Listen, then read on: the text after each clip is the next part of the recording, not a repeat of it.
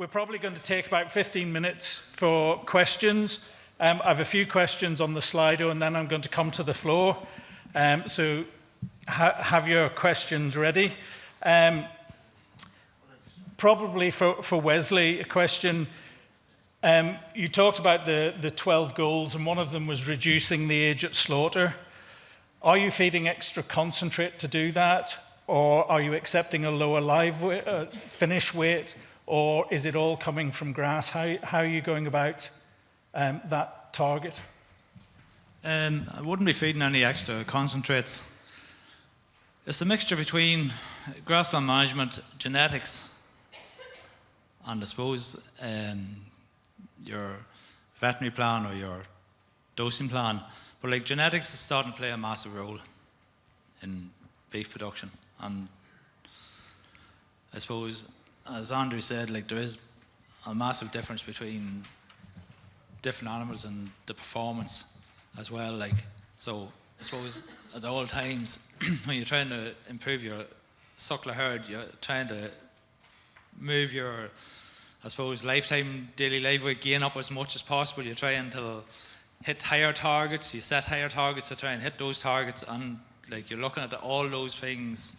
Like genetics is as important as grass, you know, like everything just, I suppose, combines into the one thing, like, and that's the way you have to look at it. Okay. Andrew, one for you.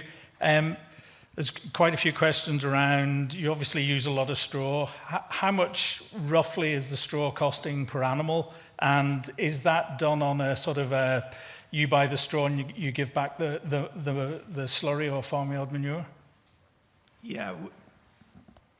Yes, we working. Hello? Yeah. Can you hear me? Yes, we do a lot of muck for straw. So we bale the straw. They have muck back in lieu. The rough rule of thumb is 4 tons of muck for a ton of straw. So we basically incur the baling cost and carting and everything like that.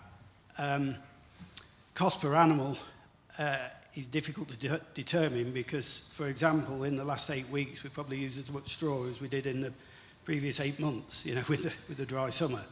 So it is difficult to quantify, but sort of, I've sort of got a cost in of somewhere around 30 pence per head per day.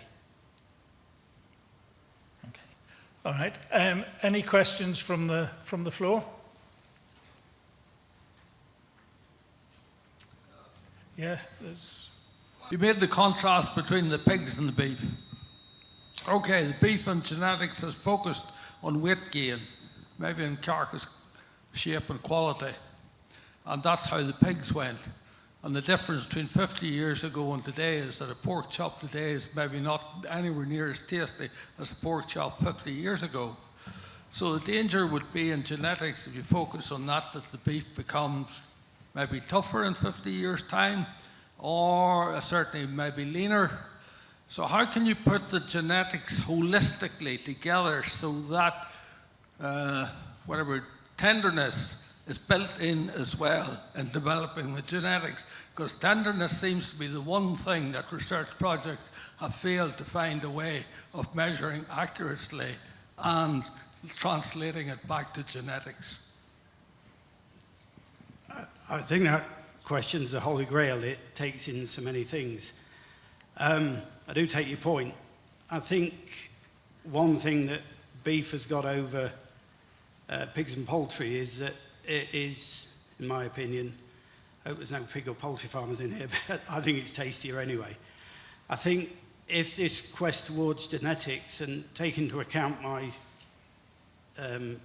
comments about consumer satisfaction, that has got to be front and centre, that we keep that tenderness, we keep the taste there, but the figures are showing that we can sort of do that with those younger cattle. We are getting a cover. They're all 4Ls and 4Hs. They're well marbled, but they've been on a growing plane all their life. So I'm led to believe that when an animal goes backwards, say you just store it for a period and it maybe goes backwards for a week or two, granted you can get that compensatory gain that you talked about, Duncan, but they tell me that in that period it's when it puts a layer of gristle in. And so if we've got that forwards, backwards, and let's take it to the extreme of yesteryear, of the 4-year-old animal that's been outwintered a couple of times, you know, I accept that some may say it's tastier, but I also want to explore the possibility that with the right genetics, the right feeding, the right fat cover and content, and again, you know, we're seeing a shift back to Angus and native breeds over these very lean continentals, which, you know, I sometimes think I've been chewing on that table when I've had a, you know, a very lean steak. So I hear your point, but let's watch and see what we can get from this progress on all fronts. Any other questions from the floor?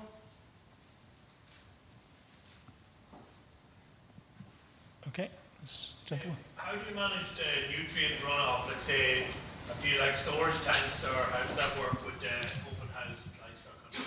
Yeah, all the pens are under-drained, so we catch any runoff, and really that only happens when we're establishing the bed. When we've got a foot of manure in there, there's enough straw to soak up pretty much everything. But yes, that's captured in the underground drains and goes into a lagoon and spread, yeah. Okay, Andrew, there's one on the Slido. Why did you go for high frequency management over low frequency EID tags? Because it works. Okay. How long have we got? I sat on the TDUG committee that was for stakeholders into the Livestock Information Programme, and that led me to do a trial between low and high frequency tags. Now, we've used low frequency tags for years because frankly that's all there was. But on a visit to Scotland I saw Scotty ID and using the UHF tags, and I was quite amazed.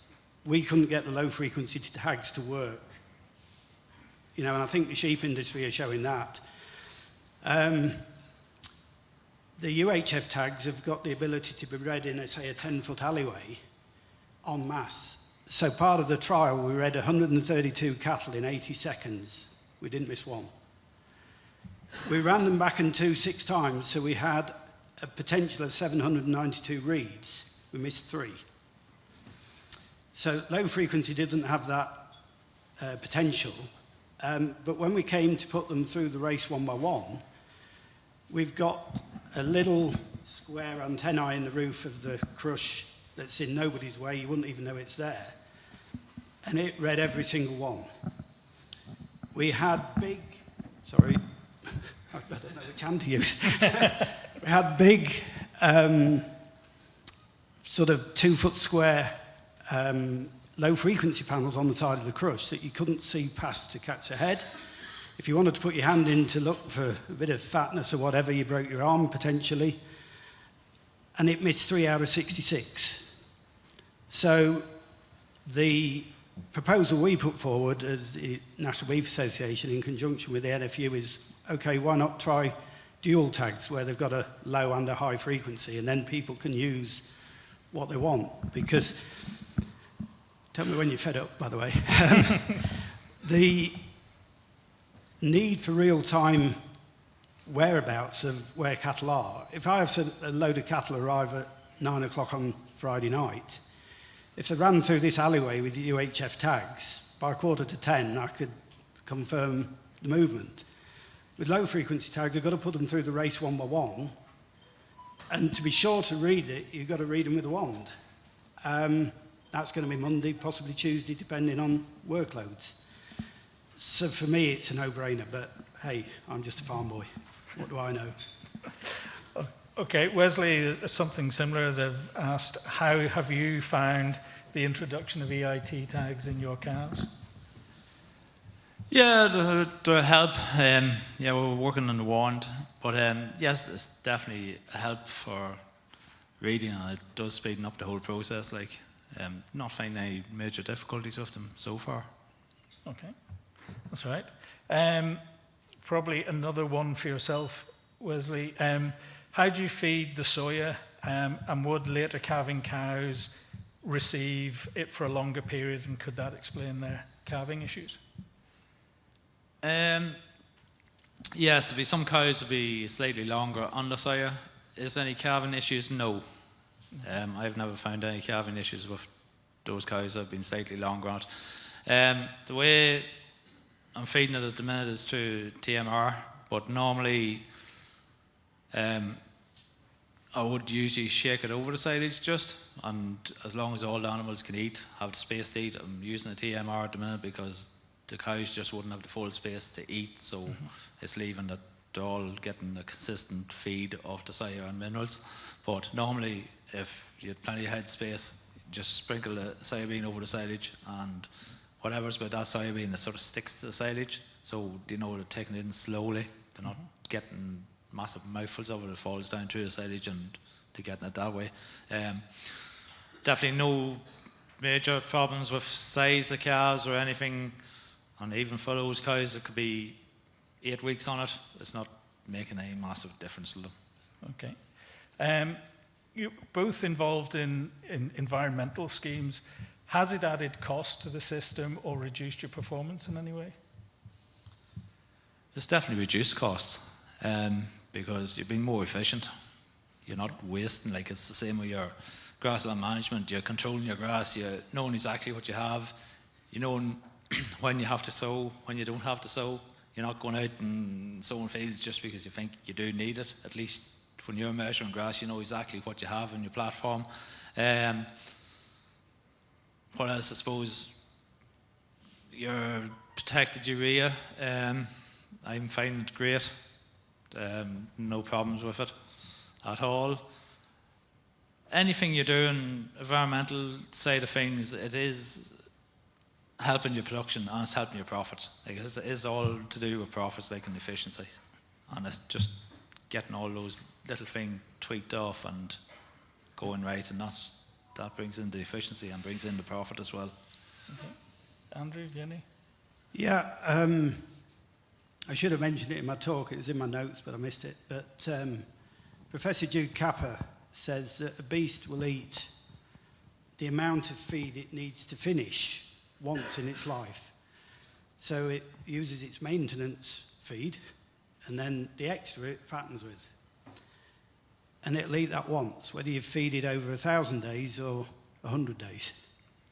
Now, obviously, you've got a calf versus a bigger animal, etc., but just go with the notion. If you can finish that animal at 15 months rather than 30 months, that carbon footprint is half, so you're keeping those boys happy, but you've just halved your time that you're feeding that maintenance cost. The amount of food it takes to finish it's there, whatever, but you've reduced that maintenance cost by 15 months.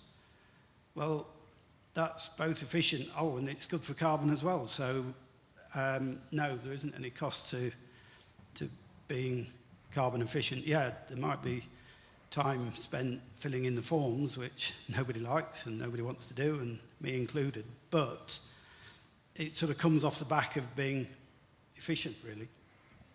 Okay. There's Wesley, I think, mentioned that your mortality rate on your farm.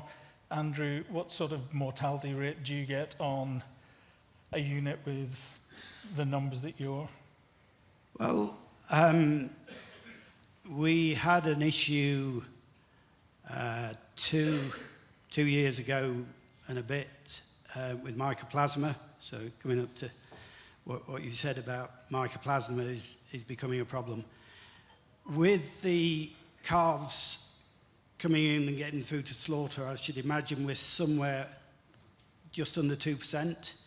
With the store cattle that come into us, we're 0.5%, if that. Okay. All right. And maybe one final question. Have you both done carbon audits? And if so, how far do you think you can improve your carbon footprint? Yes, we would have done carbon audits. It's very hard to tell. Like, yes, I suppose the suckler cow would be the biggest carbon problem going, but yes, you'd like to try and improve it more. That's what you're sort of out to try and do, is try and improve it, but like, it's very hard to just put a figure on it and say, how else are you going to improve it? If you're doing all the steps that you're doing, you have to be improving it. If you're reducing days of slaughter, getting calves per cow per year, calving under 24 months, all those things is reducing the carbon footprint. And like, that's all we can do. Like, yeah, the approach I've taken is I want to be more efficient. Do I care about the carbon footprint? Well, I do, because I've got to. But that is a spin-off to the efficiency. So if I go back to that 0.05 of a kilo, if I can find that and make the farm that bit more efficient, then that has a spin-off of making the carbon footprint a bit better. And yeah, it's just a double whammy. They go hand in hand. Okay. Right. On your behalf, ladies and gentlemen, I'd like to thank Andrew and Wesley for their presentations this afternoon and the questions. Thank you.